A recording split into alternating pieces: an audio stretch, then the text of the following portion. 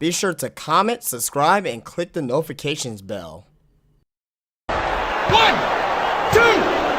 3. Hey, what's up, guys? JD Venom here, part of Venom Nation Wrestling, and this is my WWE NXT review for tonight, May 10, 2017. Before we begin here, just want to go ahead and say here, be sure to leave me a thumbs up and subscribe to the channel. Follow me on Twitter and like the Facebook page. We're both linked down below or right there below you there in this screen. Tell your friends and family and come and join the Venom Nation Wrestling here on YouTube. Before we begin here, just want to say go check out my Monday Night Raw review, my SmackDown reviews. Also on Friday, gonna get some news stories for you guys for the Getting Over podcast. A lot of great stuff on the channel right now. Daily videos on this channel, guys. Some people don't even do that on YouTube. So daily wrestling videos here on this channel one way or another. Be sure to subscribe so you won't miss out on anything here tonight. So let's get into the review of NXT from Full Sail University. And we got 10 days. We got 10 days before NXT take over Chicago. We got 10 days before we see Tyler Bate versus Pete Dunne. We got 10 days before we see DIY versus the Authors of Pain. We got 10 days for the Triple Threat Women's title match at NXT TakeOver Chicago. Fucking Usos last night, man. I like the promo. It's memorable. I'm still doing it, you know. But we got 10 days before NXT take over Chicago, and the show overall, it was a 1-hour program, but we got a crap load of information and fucking promos and interviews and a lot of great stuff here in that 1 hour. It's amazing what WWE can do in 1 hour.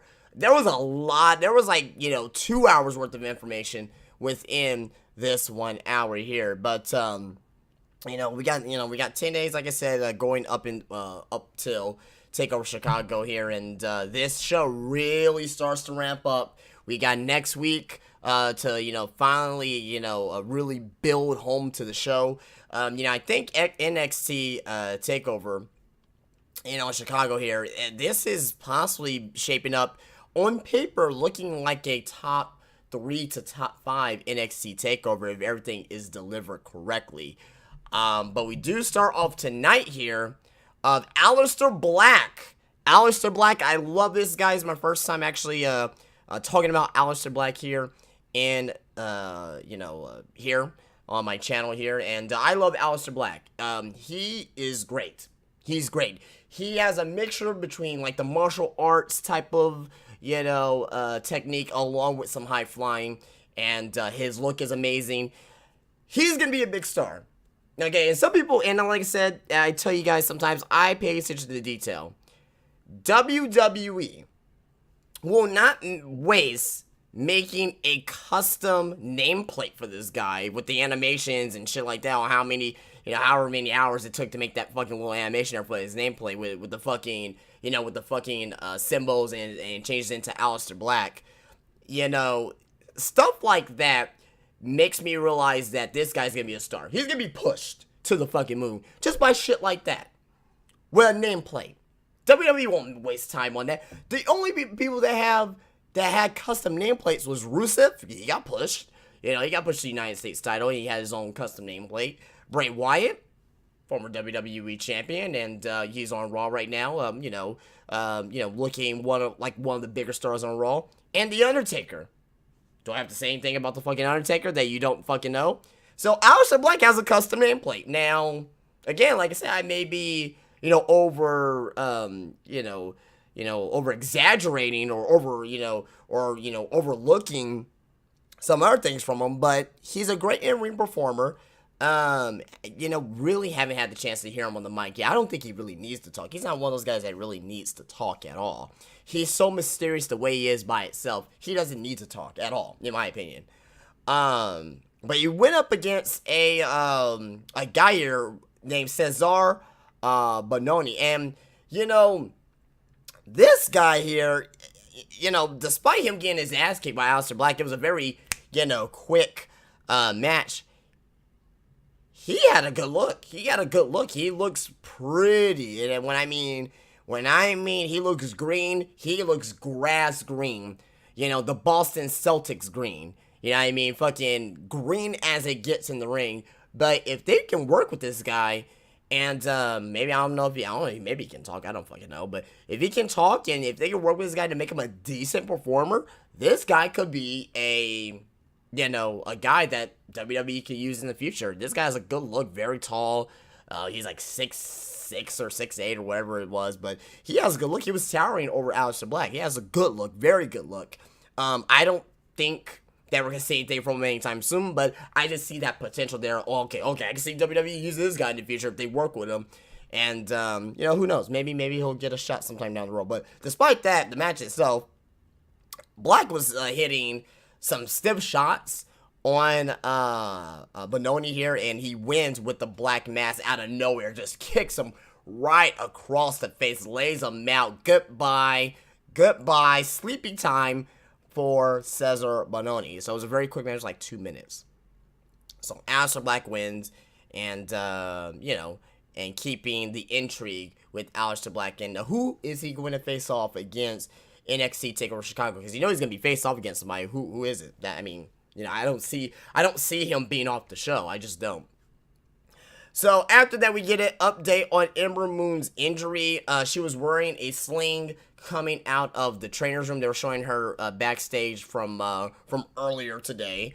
And basically the interviewer was like, "Oh, can you give us an update for your stats for TakeOver Chicago?" And she was like, "Well, this is your update. I'm in a fucking sling. And there's not going to be a TakeOver Chicago." And she says that when she comes back, she'll be better than ever. So Ember Moon, she's not going to be at TakeOver Chicago. We already know this due to what happened last week here. So, actually happened basically almost a month ago, but you guys know what I mean about basically it was last week on TV. I think that we may see Ember Moon at TakeOver Chicago anyway, not in the match, but maybe after the match to give a stare down to Asuka. I may be wrong, but hey, I could definitely see that happening. After that, we had a promo from Pete Dunne building up his match for Tyler Bate for NXT TakeOver Chicago. We saw one later on with Tyler Bate as well. And basically, both these promos are just basically reintroducing the fans, the casual fans who do not know who Tyler Bate and Pete Dunne is, to NXT. I cannot wait for this fucking match at TakeOver Chicago. This may be match of the weekend when it's all said and done. And no pun intended with saying done, but I'm just saying. I'm a huge, over the past couple months, I didn't know shit about Pete Dunne. I'll be honest with you. I had no idea who Pete Dunne was up until the fucking UK tournament. Huge Pete Dunne fan now. It's only been 3 months. I'm a huge fan of him. I've been watching a lot of his matches on YouTube here, and getting myself acquainted with his style. He's a fucking great heel. He's only 23 years old. He's a fucking incredible heel. Incredible. This guy has one of the tendencies to be one of the best heels in the history of professional wrestling if he gets to that level in WWE. WWE is definitely going to pick him up. He's definitely going to be on the main roster within the next, I would say, 2 to 3 years. Because I can see him going through NXT first, then going up to the main roster. Fucking phenomenal heel. Just, if you have not seen, and not to mention that he can wrestle his ass off, too, in the ring. So not only he has a good tendency of being a heel, of his heel tendencies in the ring. He can talk to the mic. His facial expressions are fucking spot the fuck on. Anytime when someone asks him a question in an interview and he doesn't like the question, he just makes this look like, what kind of fucking question is that? Just go check out any interview of him being interviewed, if he doesn't like the question, he just makes this look like what are you fucking saying to me? Like, I love it. Just everything about him is spot on fucking gold with Pete Dunne. 23 years old. I may be butchering the age there, but I cannot wait to see him against Tyler Bate. They also did a promo later on tonight before the main event with Tyler Bate, also reintroducing him to the NXT fans as well, showing him winning the UK Championship. I like Tyler Bate as well. He is fucking phenomenal. He's 19 years old. Holy shit. I will say this. The best 19-year-old I've ever seen in wrestling history. Period. You can't find anybody who's 19 years old as good as Tyler Bate was at his point in his career. He's wrestling like if he was in the industry for fucking 10 years already. Like he's a 10-year veteran. Tyler Bate is fucking amazing. Now, he's being portrayed as the top face for the UK. And, obviously so he's 19 and all that stuff. But I see some of his heel work, and I kind of want to see him go heel. It's not going to happen right now.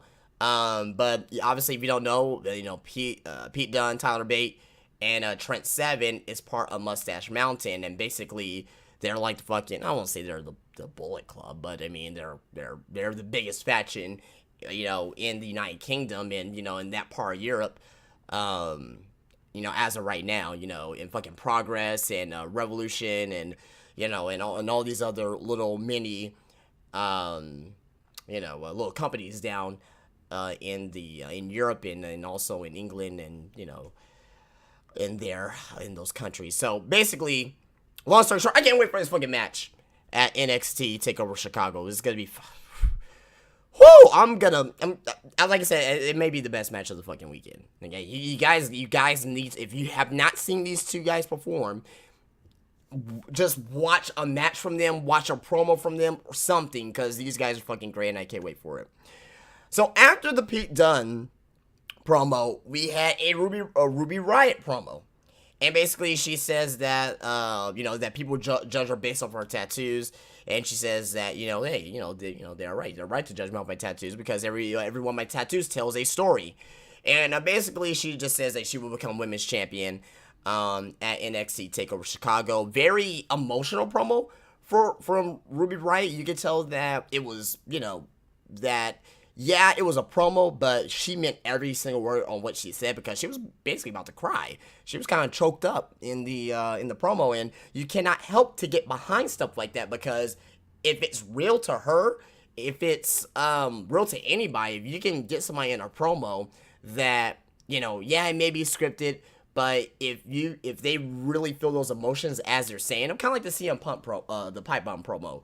It was a work shoot. But every single word that CM Punk said, he meant those fucking words, even though it was a worked shoot. So yeah, basically, same thing with the Ruby Riott promo. It was a scripted promo. She meant every word that she said, and she became a little choked up with it. You cannot help but get behind Ruby Riott. And even though I don't think she's gonna win at TakeOver Chicago, I am a starting to become a fan of Ruby Riott because she can work in the ring from what I've seen so far. And it seems like she's one of those wrestlers, one of those people who you cannot help but get behind. So, good little segment here for Ruby Riott. It was about like 2-3 minutes of her, kind of her little promo there. And again, I only been seeing her for like the past month and a half, but slowly but surely, she's going to become one of the most over women on the NXT women's roster. Give it time. Once Asuka's gone, it's going to be Ruby Riott, Nikki Cross, and, and probably a couple others like Liv Morgan. And I know that WWE signed Koji Haro. I can't, I'm horrible with Japanese names, but she is hot as shit. I will say that. Once she comes into WWE, she might automatically be in the top 5 Bay list for sure. Top 5 Bay list is down below if you guys want to check that out. Who's in the top 5 Bays? So, but and she can wrestle her ass off too from what I've been seeing. But good Ruby Riott promo. Then we had a Nikki Cross sit down interview where Nikki Cross was attacking members of the crew. She was messing with the boom mic, saying "Ruby, Ruby," and and basically questions were being asked to her, and she starts yelling, "Where's Ruby? Where's Asuka?" And she was like, "And where's her NXT Women's Championship?" So, very strange interview from Nikki Cross, but hey, it gets it, it gets it across. No pun intended. I keep getting these random puns, Dunne and Cross, when whatever, but it's not intentional, guys. I'll tell you when my puns are intentional.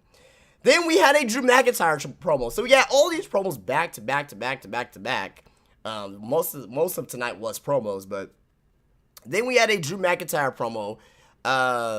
He gets interrupted. Before he gets interrupted by Wesley Blake, he says that it should be him in the mix for the NXT title. He came back. And they say on 3 years when I was out in the Indies. I had to figure out, that, some things are not given to me. So basically, he was just building it up and say, hey, I'm back in NXT for the second chance in WWE. Then Wesley Blake interrupts and says that, if anybody deserves a second chance, it's him. And I think that may be our match for NXT TakeOver Chicago. So I think we know who Drew McIntyre is facing at NXT Chicago and Wesley Blake. So they didn't make it official or anything yet. There has not been an announcement, but if they're gonna have interaction 2 weeks before the show, 10 days out, you gotta figure that they're gonna have a match at NXT TakeOver Chicago, and I don't see WWE having Drew McIntyre off the first chance of him being on a pay-per-view at NXT Chicago. It's not gonna happen. So Drew McIntyre versus Wesley Blake most likely is going to happen at NXT TakeOver Chicago. Then we had a Velvet Tea Dream vignette promo. Same thing that we saw from last week with this here. This is, I don't know, man. I don't know. I don't know. The Patrick Clark thing, he's doing this whole thing here. Like, someone give it a chance. This may be one of the greatest things that we see in NXT history, or it's going to be one of the worst things. It's going to be one or the other. And I don't think there's going to be any middle ground on that, guys. So, but another Velvet Dream vignette. After that, we saw Johnny Gargano and Tommaso Ciampa DIY is out. They come out for a promo.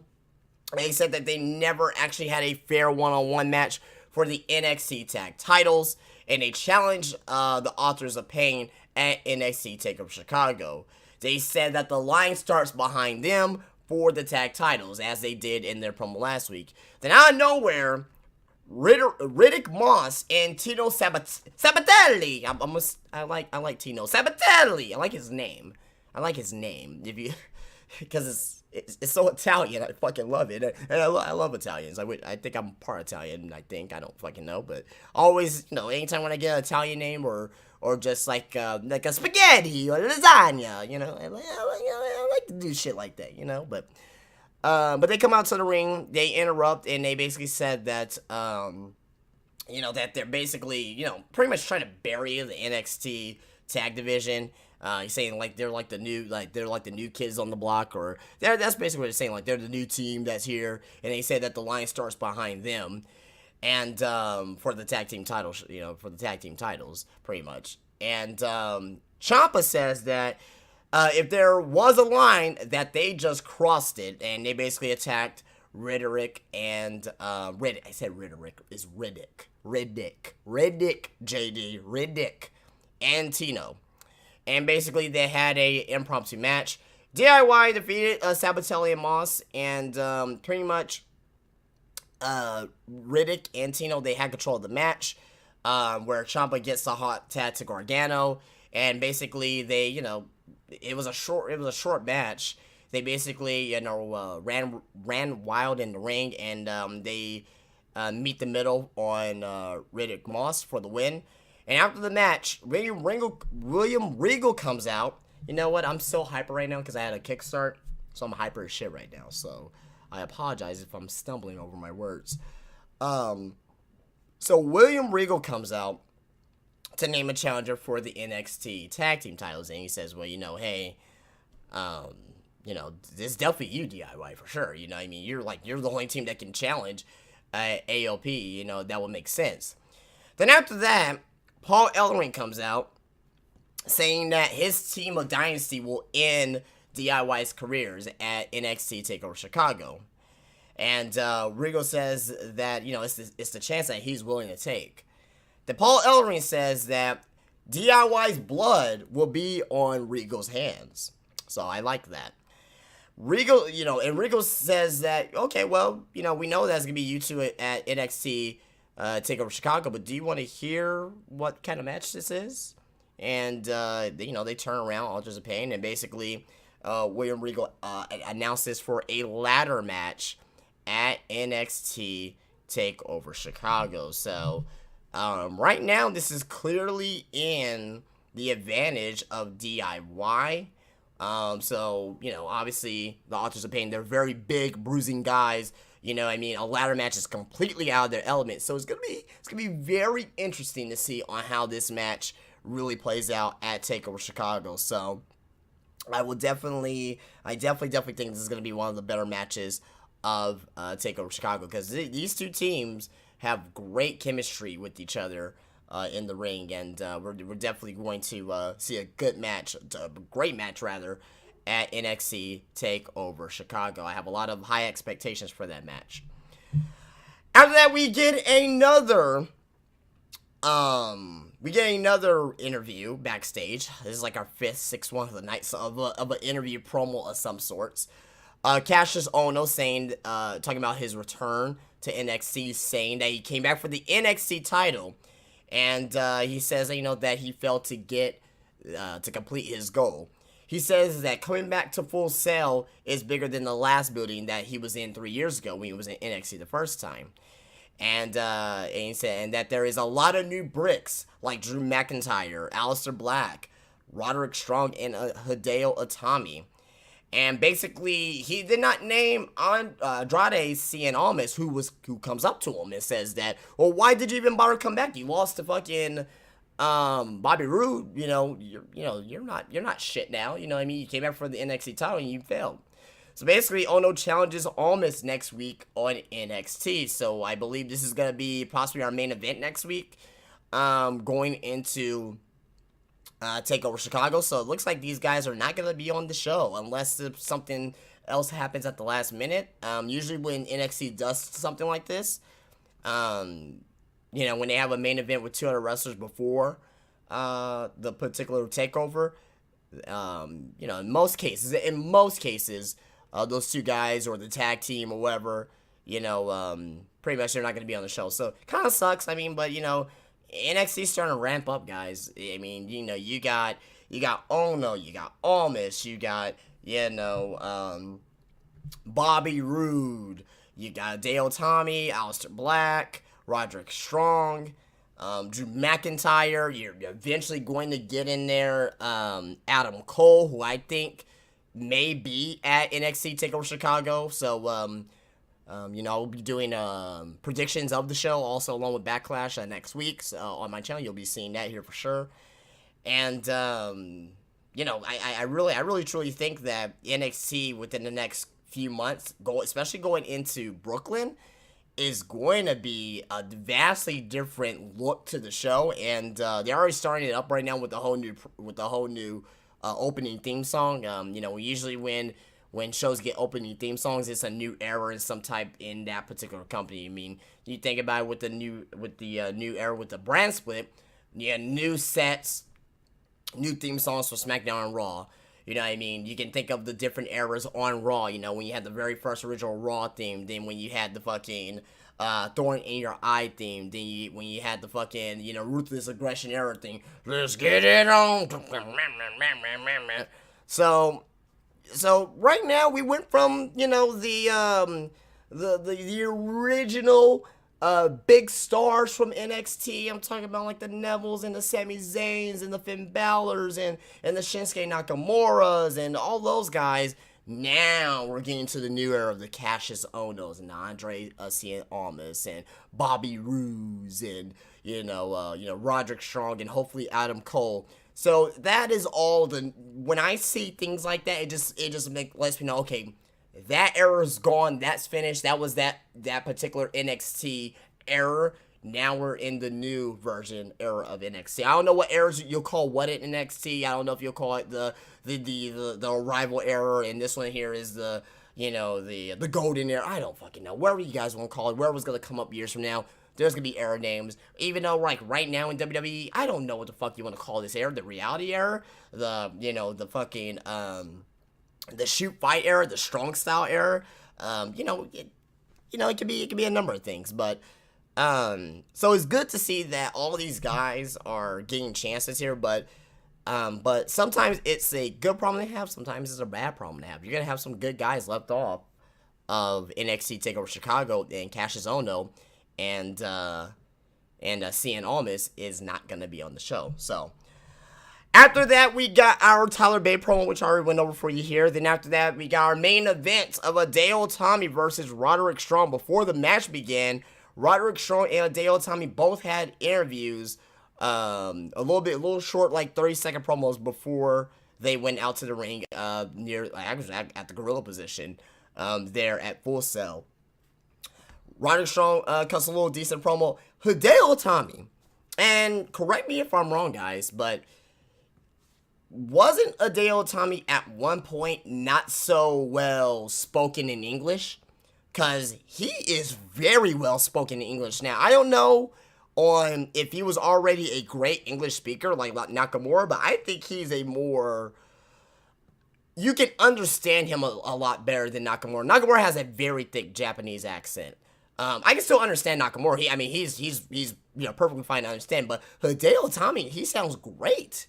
He's not a Kiro Tozawa type of understanding, but I can understand every single word that Hideo Itami says. Sometimes with Nakamura, it's kind of like, okay, I didn't catch what you said there. Nakamura have to, okay, yeah, now I know what you said. But Hideo Itami, I don't know if he was already like, but he's very understandable on the mic, and I want to hear more of him talk. I mean, I don't know if that was just me, but goddamn, give Tommy the mic, let him go. Let's see what he has to say, because I really like what I heard tonight. It was very short and simple, but hey, man, anytime when you get a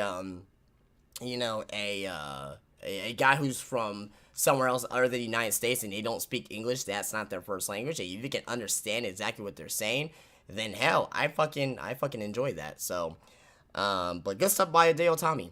Good stuff in this match as well. This was a fucking great, hard-hitting match between Hideo Itami and Roderick Strong. Hideo Itami picks up the win with the GTS. This match went about 15 minutes.